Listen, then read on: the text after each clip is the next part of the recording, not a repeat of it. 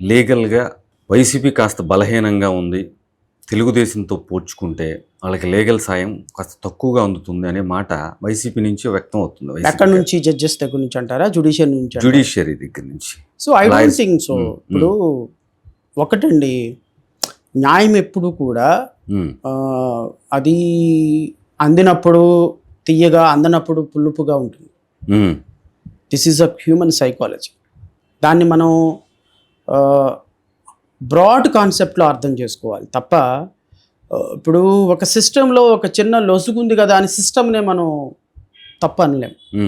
So to the best of my knowledge, నాకున్న little నాలెడ్జ్లో సిస్టమ్తో అనుబంధంతో నేను ఒకటైతే చెప్పగలను, అబ్దుల్ కలాము ఆయన అంత గొప్ప నాయకుడు లేకపోతే ఒక తాత్విక వ్యవస్థ ఏదైనా కానీ ఆయన ఒక మాట అంటాడు, ఈ దేశానికి లాస్ట్ హోప్ జ్యుడిషియరీ.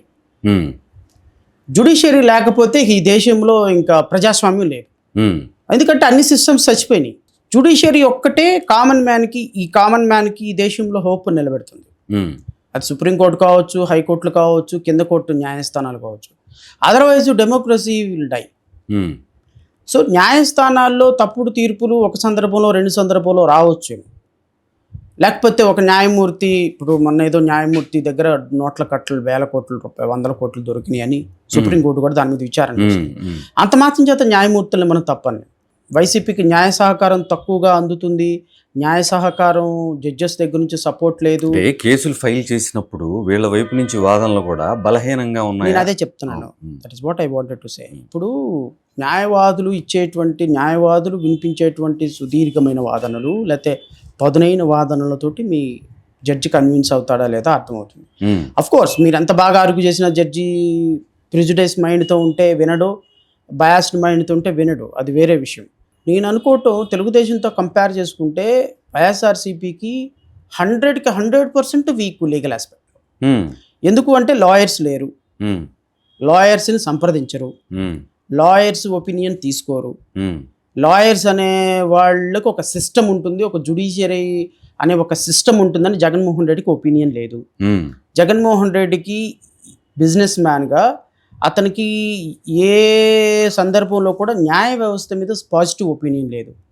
సో అందుకోసమనే ఆయన లాస్ట్ 5 yearsలో అన్ని కేసెస్లో ఓడిపోవడానికి కారణం అదే. ఒక వర్కౌట్ చేయరు, ఒక లీగల్ నాలెడ్జబుల్ పర్సన్స్ ఉండరు, లీగల్ రిప్రజెంటేటివ్స్ ఉండరు, ఎఫెక్టివ్ లీగల్ టీమ్ తయారు చేసుకుందామనే కాన్సెప్ట్ ఉండదు. నాయకులు బలవుతున్నారుగా వరుస అరెస్టులతో. అబ్సల్యూట్లీ నాయకులు బలవుతారు. ఇప్పుడు జగన్మోహన్ రెడ్డి చేసినట్టు దుర్మార్గాలకి జగన్మోహన్ రెడ్డి బాగానే ఉన్నాడు. జగన్మోహన్ రెడ్డితో నమ్ముకున్న 150 మంది ఎమ్మెల్యేలు పోతున్నారు. ఆయన నమ్ముకున్నటువంటి ఓట్లు వేసినటువంటి వాళ్ళు అన్యాయం అయిపోతున్నారు. ఇప్పుడు వాళ్ళని తీసుకువచ్చి వాళ్ళని సపోర్టివ్గా బయటకు తీసుకొచ్చే సిస్టంలో కూడా వైఎస్ఆర్సీపీ లేదు. That's most unfortunate. ఇప్పుడు వాళ్ళకి లీగల్ సిస్టమ్ లేకపోవటం, వాళ్ళకి ఎఫెక్టివ్గా వాదనలు వినిపించే వాళ్ళు లేకపోవటం, అండ్ రెండోది వీళ్ళకి జ్యుడిషియరీలో వీళ్ళు అపాయింట్ చేసిన జడ్జెస్ కావచ్చు, లేకపోతే వీళ్ళ మీద సాఫ్ట్ కార్నర్ ఉన్న జడ్జెస్ కూడా లేరు. బట్ అన్ఫార్చునేట్లీ తెలుగుదేశానికి మొదటి నుంచి కూడా తెలుగుదేశం, నేను అనుకుంటే చంద్రబాబు నాయుడు ఆ జ్యుడిషియరీతో ఆ సత్సంబంధాలు మెయింటైన్ చేస్తూనే ఉన్నాడు. జ్యుడిషియరీతో ఆయన లాబింగ్ చేయటం, ఎన్వి రమణ దగ్గర నుంచి, ఆయనకి మాజీ చీఫ్ జస్టిస్ ఎన్వి రమణ దగ్గర నుంచి, లేకపోతే ఇంకా చాలా మంది జడ్జెస్ తోటి ఆయనకి ఒక లాయల్ రిలేషన్షిప్ ఉంది. ఐఎమ్ నాట్ సేయింగ్ అదేదో తప్పుడు రిలేషన్షిప్ అని నేను అనను. ఒక సాఫ్ట్ కార్నర్, జ్యుడిషియరీని రెస్పెక్ట్ చేస్తాడు ఆయన. ఇప్పుడు నేను ఒక మాట చెప్తానండి, ఉండాలంటారా అనుబంధం, అంటే రిలేషన్ మెయింటైన్ చేయాలంటే. నేను ఒక సింపుల్ ఎగ్జాంపుల్ చెప్తా. 2016 అనుకుంటా, మాకు కమర్షియల్ కోర్ట్స్ మీద A1 కన్వెన్షన్ హాల్లో కొంతమంది జడ్జెస్ని సెలెక్ట్ చేసి ఇక్కడ ట్రైనింగ్కి పిలిపించారు. అప్పుడు నేను కూడా ఉన్నాను ఆ ట్రైనింగ్లో. అప్పుడు చంద్రబాబు నాయుడు గారు చీఫ్ మినిస్టర్. ఆశ్చర్యం ఎలా అయిపోయామంటే, మేమంతా భోజనాలు చేస్తుంటే చంద్రబాబు నాయుడు వడ్డించాడు.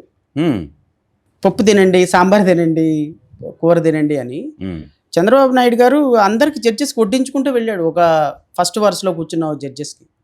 యాక్చువల్గా మేము చాలా చిన్న జడ్జెస్లో, హైకోర్టు జడ్జెస్లో, సుప్రీంకోర్టు జడ్జెస్లో కాదు కదా, ఏదో ఒక మండల స్థాయి, జిల్లా స్థాయి జడ్జెస్. మండల స్థాయి, జిల్లా స్థాయి జడ్జెస్ మీటింగ్కి వస్తే దానికి ఆయన చీఫ్ గెస్ట్గా వస్తే అందరు భోజనాలు చేసే టైంలో అందరికీ వడ్డించాడు ఆయన. ఇది అంటే సాఫ్ట్ కార్నర్ అంటే in the sense in the not in the bad sense, the sense good sense. ఇప్పుడు ఆ జగన్మోహన్ రెడ్డికి అది లేదు, వాళ్ళ లాయర్కి అది లేదు, వాళ్ళు వినరు, అర్థం కాదు. అసలు మీరు ఒకటి చెప్పండి, 5 ఏళ్లలో జగన్మోహన్ రెడ్డి చేసిన అంశాలు చెప్పుకోవటానికి ఒక ప్రాపర్ పర్సన్, లీగల్ పర్సన్ ఉన్నాడు వాళ్ళకి? ప్రాపర్గా వాళ్ళు చేసిన విధానాన్ని ప్రజలకు చెప్పుకుంటంలో ఎంత ఫెయిల్ అయిపోయినారు.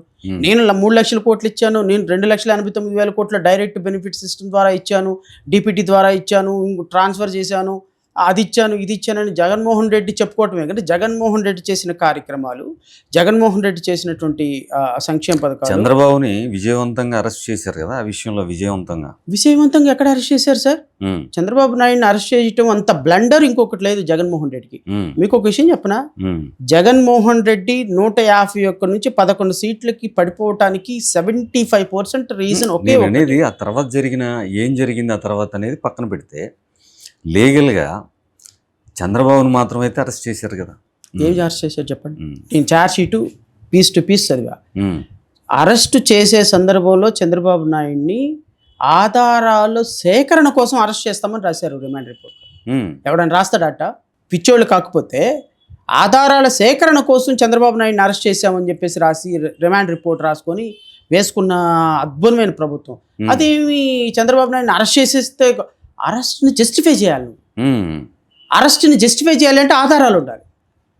ఆధారాలు లేకుండా అరెస్ట్ చేసి చంద్రబాబు నాయుడిని అక్రమ అరెస్ట్ చేశారు అని ప్రజలందరూ అనుకునేటట్టు చేసుకున్నారు మీరు. అది వీక్ పాయింట్ కదా, అది మీ లీగల్ ఫెయిల్యూర్ కదా. చంద్రబాబు నాయుడిని కేవలం ఆధారాలకు సేకరణ కోసం అరెస్ట్ చేశారు, చంద్రబాబు నాయుడు తప్పు చేయలేదు అనేటువంటి ఒక ఇంప్రెషన్ ప్రజలందరికీ ఇవ్వటానికి కారణం Jaganmohan Reddy week legal team కదా. అది వీక్ పాయింట్ కదా. చంద్రబాబు నాయుడిని అరెస్ట్ చేసి పాముతో తల గోక్కోలేదా మీరు? ఇప్పుడు అది బౌన్స్ బ్యాక్ అవ్వలేదా? దానివల్ల మీ అధికారమే కోల్పోవడానికి కారణమైంది కదా.